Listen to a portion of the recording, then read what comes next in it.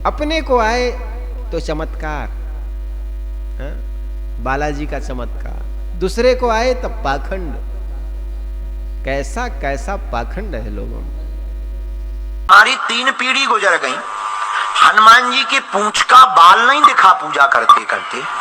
आदमी अपने जो मान्यता है उनकी तो प्रशंसा करता है, हम अच्छा कर रहे हैं, और वही काम कोई दूसरा करे तब उनको आदमी सोचता है तो पाखंडी है। अपना करे तो अच्छा, अपना करे तो अच्छा, लोगों में प्रचार खूब। एक शास्त्री वे कहते हैं, मेरे दादाजी को आज से 3 पीढ़ी पहले मेरे दादाजी तो थे, उनको हनुमान जी दर्शन दिए। वे कहते हैं कि मेरे दादाजी दर्शन हुआ, दादाजी ने 125 करोड़ बार हनुमान चालीसा जब पढ़े। सन्यासी बाबा को क्या चाहते हो? पहले हमारे सन्यासी बाबा जो दादाजी के दादाजी, हमारे ग्रैंडफादर के ग्रैंडफादर, उन्होंने 125 करोड़ हनुमान चालीसा का पाठ किया था। एक पैर पर खड़े होकर के, एक पैर पर खड़े होकर 125 करोड़ हनुमान चालीसा का पाठ किया था। तब पेड़ के बीच से हनुमान जी प्रकट हुए थे। ये वृक्ष से बालाजी प्रकट हुए थे, और प्रकट हुए ना तो हनुमान जी ने कहा, कहो सन्यासी बाबा को क्या चाहते हो? सन्यासी बाबा ने कहा कि कोई आपकी कृपा से उपकार होते रहे, लोगों का कल्याण होता रहे, जनमानस का भला होता रहे। हनुमान जी बोले, जाओ, तुम्हारी पीढ़ी दर पीढ़ी हमारे यहाँ सेवा करेगी, और जो भी बागेश्वर धाम का नाम लेगा उसका जय जयकार हो जाएगा। वो दिन है कि आज का दिन है। हमारे दादा गुरुजी ने 40 वर्ष तक दरबार लगाया, पर एक चाचा जी की कृपा हुई, तीसरी पीढ़ी में आगे को लोगों जो कबाड़िया होगा। अब उसमें निकालो 125 करोड़ बार, तो एक आदमी अगर 2.5 मिनट 3 मिनट भी जल्दीबाजी भी करे और जल्दी जल्दी करे, एक बार हनुमान चालीसा करते करते कितनों भी जल्दी करे और उनको 2.5-3 मिनट लगता हो, तो भी 125 करोड़ बार करने में करीब करीब 60 वर्ष समय लगता। कितने? 60 वर्ष लगता। वो भी जन्म से वो करते रहे। अब उनके पोता ये शास्त्री है, तो इसका मतलब इनके माँ बाप भी थे, इसका मतलब उनके दादा के बाल बच्चे थे। अब बाल बच्चा या अपने जीवन के बचपना में तो 20 वर्ष 18 वर्ष तो आदमी को कुछ शुद्ध होता नहीं, और फिर शादी हुई होंगे, फिर बाल बच्चे देखे होंगे, उसके लिए वो कुछ कर्मकांड करते, पुरोहितों का काम करते रहे होंगे। तो 60 वर्ष इतने तो नहीं बोलना चाहिए, थोड़ा कम झूठ बोलना चाहिए, लेकिन इतना झूठ उसने बोला कि मेरा दादाजी 125 करोड़ बार हनुमान चालीसा करे, तो हनुमान जी ने दर्शन दिए और कहे, बेटा इस द्वार से कोई खाली हाथ नहीं जाएगा। मैंने उनके व्याख्यान सुना, और फिर तब से कोई यहां से आदमी खाली हाथ नहीं जाता। और स्वयं कहता है, मैं बहुत गरीब था, दरवाजे पर मैं लोगों के भीख मांगकर अपने जीवन गुजारा करता, और ठटके से कहता है, हम पंडित हैं, भीख मांगना भीख लेना हमारा काम था। अपनी जिंदगी में बहुत सहा है, बहुत सहा। अपने जीवन काल में हम जहां रहते हैं, छतरपुर जिले में हमारा गांव है, गड़ा गांव। गड़ा गांव छोटा सा गांव है, अब तो ठीक है, छोटा सा गांव। पिताजी तो हमारे कुछ करते नहीं थे। हमारे जीवन का एक वाकया है जो हमें बार बार याद आता है। हमको रही होगी हमारी अवस्था 8-9 साल की। हमने अपनी माताजी से कहा, माताजी स्थिति तो बड़ी बेकार है, भिक्षा मांग करके हम गांव में जाते थे, भिक्षा मांग कर लाते थे, उसी से भोजन बनता था। कई बार तो चावल की रोटी खाकर दिन गुजारे। हम अपनी सत्य घटना बता रहे। एक कपड़ा पहन करके हमने सवा महीना निकाला। हमने माताजी से कहा, माँ हमारे मन में इच्छा है कि हम वृंदावन में भागवत पढ़ने जाएं। मां बोली ठीक है। उस जमाने में 2000 रुपया मांगने के लिए हम न जाने कितने घरों पे गए, खुद स्वयं। 8-9 साल की अवस्था होगी, कितने घरों में सिर्फ 2000 रुपया मंगाने में, किसी ने नहीं दिया।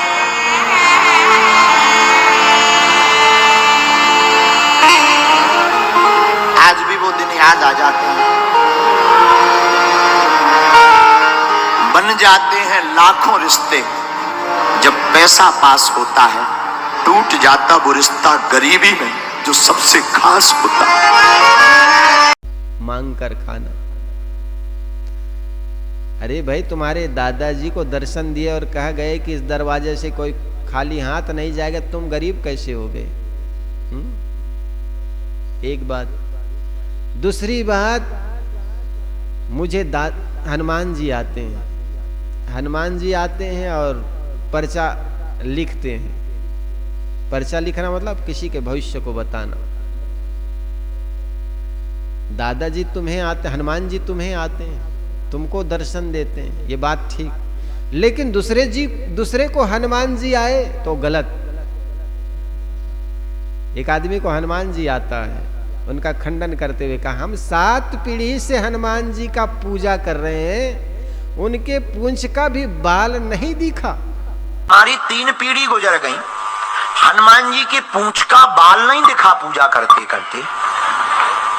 दादाजी के दादाजी, हमारे भी उम्र के 27 साल हो गए सेवा करत करत, पूजा करत करत। मुगदर धने हनुमान जी धने बागेश्वर धाम पे, जहाँ बालाजी प्रकट भय वहीं हम रहते हैं। हनुमान जी की पूंछ का बाल नहीं दिखा, और कई लोगों पे हनुमान जी आ जाते।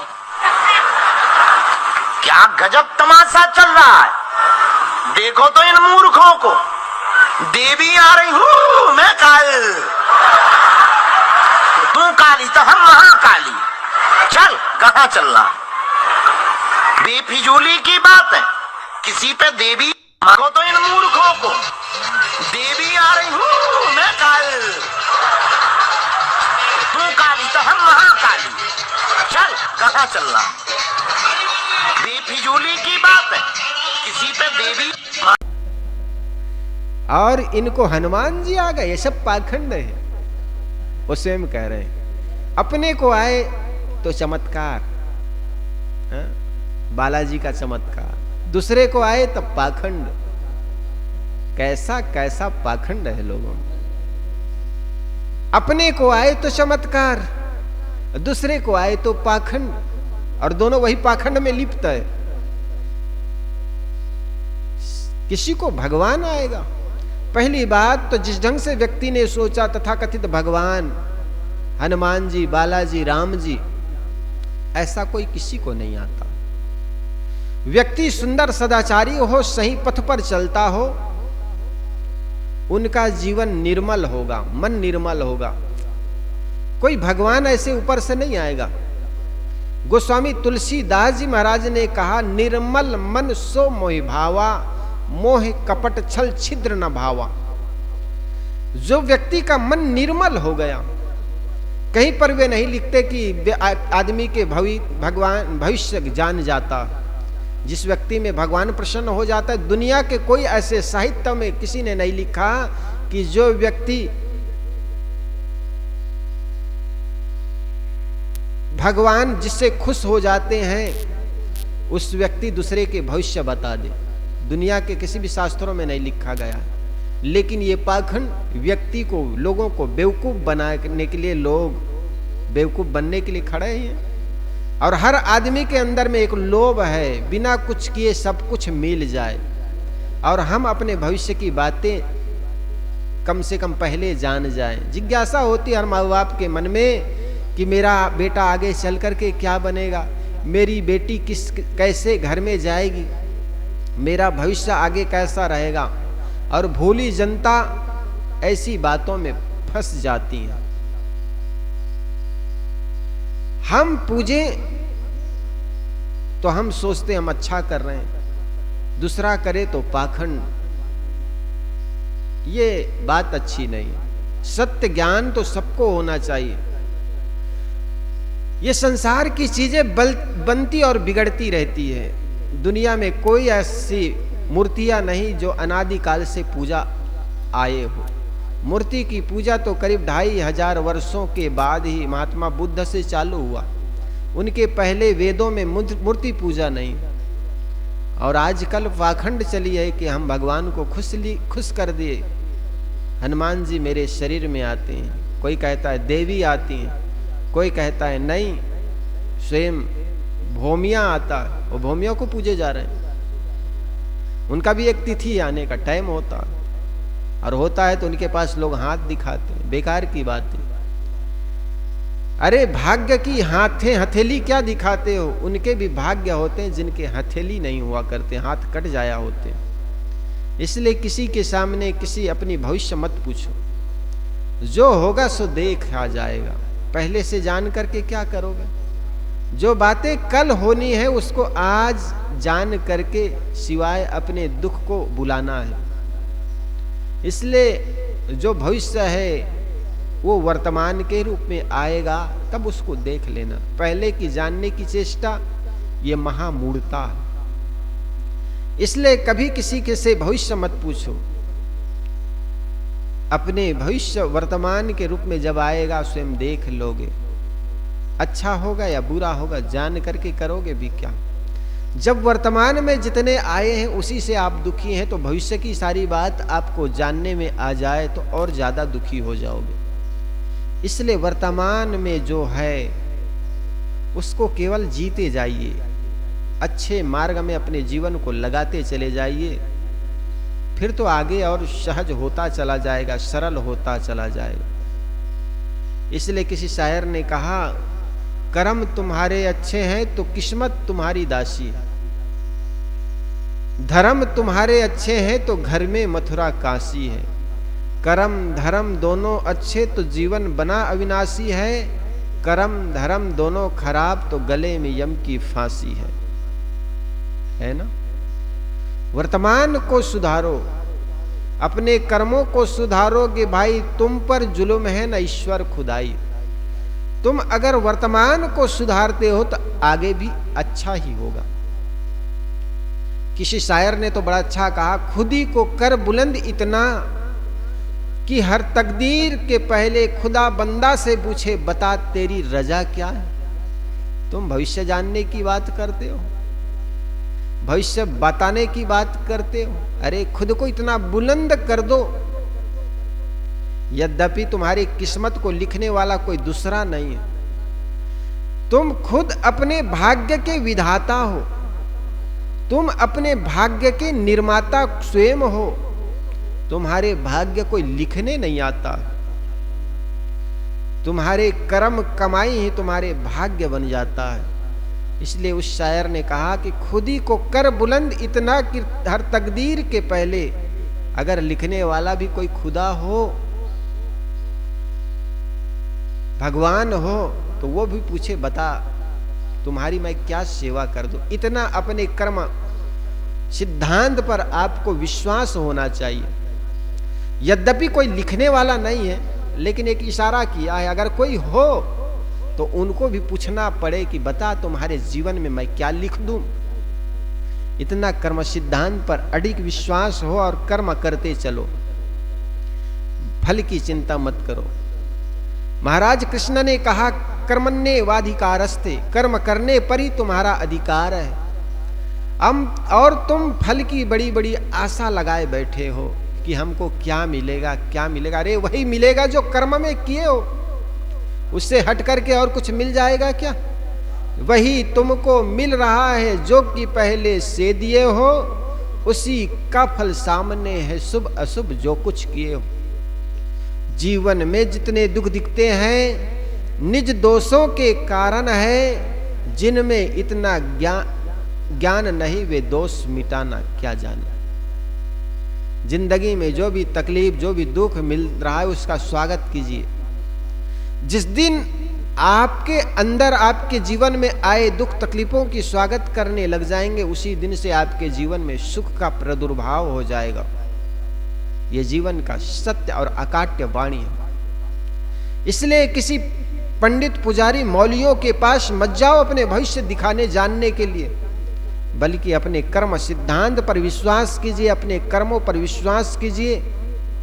और जिस दिन आपको अपने कर्म सिद्धांत पर विश्वास हो जाएगा, तब आपको लग जाएगा कि वास्तव में कोई ऐसे भगवान, भगवती, शैतान, खुदा नहीं जो आपके कर्मों से हट करके कोई अलग कोई और देता हो।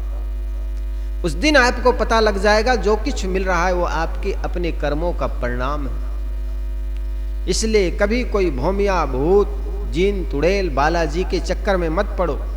अपने जीवन में अपने कर्मों का विश्वास करो, और जिन्होंने अपने कर्मों पर विश्वास किया वो आगे बढ़ गए। कर भैया बलापनी छाड़ बिरानी आस, जाके आंगन नदिया बहे सोकस मरे प्यास। सदगुरु कबीर कहते हैं, भाग्य और भगवानवाद के सारे चादर को फेंको उठा करके, और अपने बाहों बल पर भरोसा करो, अपने कर्मों पर विश्वास कीजिए, मेहनत कीजिए, और मेहनत का ही फल आपको मिलता है। आपको जो मिलता है वे आपको आपके कर्मों का परिणाम है। जो कुछ मिला है उसमें संतोष कीजिए, उसमें प्रसन्नता रहिए, और जिस दिन अपने कर्मों के मिले हुए फल पर प्रसन्नता व्यक्त करने लग जाएंगे, स्वीकार करने लग जाएंगे, उस दिन आपके जीवन से दुख विदा हो जाएगा। बोलिए सद्गुरुदेव की जय।